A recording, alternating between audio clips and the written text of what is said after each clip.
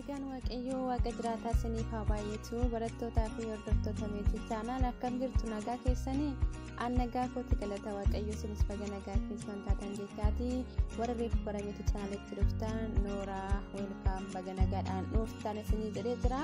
Warri immoo dura turtan baga nagaadhaan dhuftanii, warri immoo viidiyoo kun isiniif haaraa ta'e meetii chaanal sabiskiraayib gochuudhaan hordofaa akkasuma jaalachuu keessatti laayikii tuquudhaan yaada fi egaa fi qabda yoo jiraate immoo koomentii barreessaa akka irraa baratanii viidiyoo hojjetaniif illee sheer godhaa jechuutu barbaada.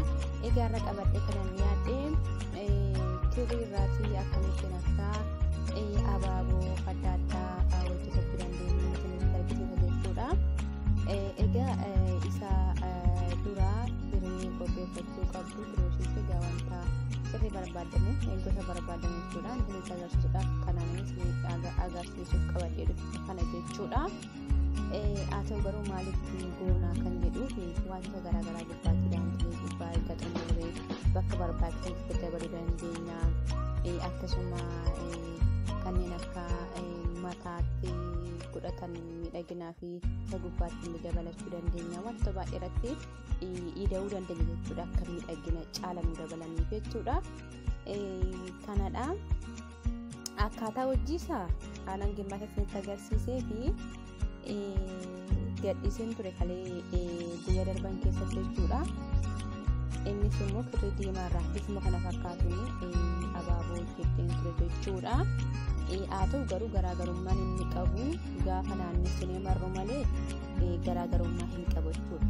Kanaaf tarii warri isaa viidiyoo kan daawwannu jiraattanii diskiripshin buusii kana isiniifan kaalliinkisaa achirraatii argachuu dandeessu jechuudha. Akkaataa jalqabasaa kanaaf egaa isa kana dhayeetan xumuraan jira.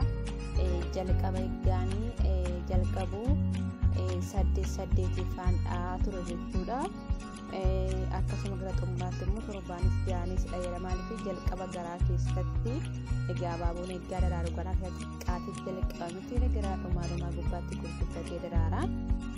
Kanaafanis akkasitti akkanaa godheen irraatii irrisaa hojjechuudha gara dhumaatti gaafan deebi'u jechuudha. Kanaaf egaa lakkoofsa kana sirriitti isinitti mul'isuu fi kirriin tokko miti. Amma kun kirrii isaa fufurdaadha.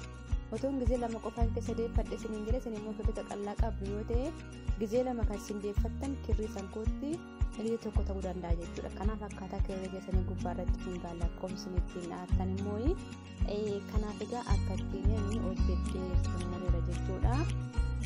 Sanii booda wanti gochuu qabnu dhimmarra jechuudha. Karaa duubasaa otoo hin ta'in karaa keessarraa garagalchineetu keessa kan ta'uu qabu. Duuba taasisnee duuba kan ta'uu qabu. Fokkisa taasisnee garagalchineetu maala jechuudha. Kan marru immoo karaa xiqqeessaa dhufe sanaan mara jechuudha. Egaa haala kanaanidha.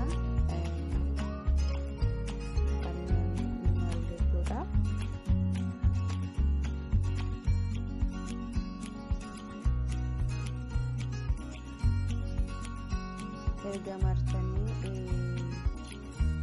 haatanii booda kirriin afan kun immoo itti wal qabsiisneetu akka inni abaaboo nu fakkaatu gochuudhaaf jechuudha. Kanaanis garagaraa jira. Karaa tokko qofa yoo hambistanii ta'a. Maaliif gaafa hojjettanii waan tokko ofuma taasisan agarsiisu jechuudha gara bitaatti deddeebi'u. Kanaaf tokkonis xumuruu dandeessu. Kirrii lama hambisattanii gara lama walitti deebistanii guduufitaniitu bifa abaaboo irraa argachuu dandeessu jechuudha. Duuba isaatiin karaa jalaa jechuudha. Haala kanaan firooshiidhaan akkaataa gizee naanneffatan akkaataa sinii fifa waan ta'eef jechuu sana kallattii barbaadanii firooshii keessa baastanii wal qabsiistanii bifa abaaboo sinii kennuu fi taasifachuu dandeessu jechuudha.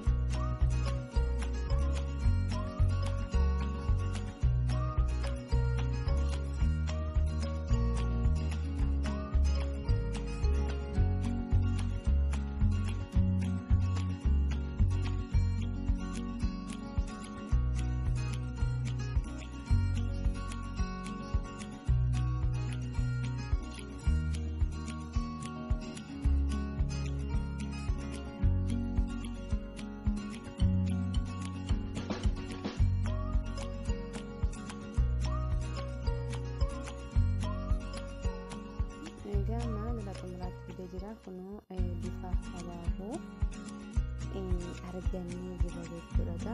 Guddisuus dandeessu isin an kana gaditti xiqqeessuu dandeessu. Kana fakkaata haala kanaan hojjennee xumurree jechuudha. Egaa isin haala kanaan gosa barbaadan hojjechuu dandeessu. Egaa kirri isaa tokko jechuudha. Bifa isaa wal fakkaata malee haalli kirri isaa tokko miti. Kun kirri isaa kirri asiiti jechuudha. Fufuurri xiqqoo laala. Boci isaallee garaagari jechuudha. Kan duraa kan biyyaa kennu kun kirri isaa kan biyyaa jechuudha. Kirri biyyaa gambeessita. Kun qaqalloodha jechuudha.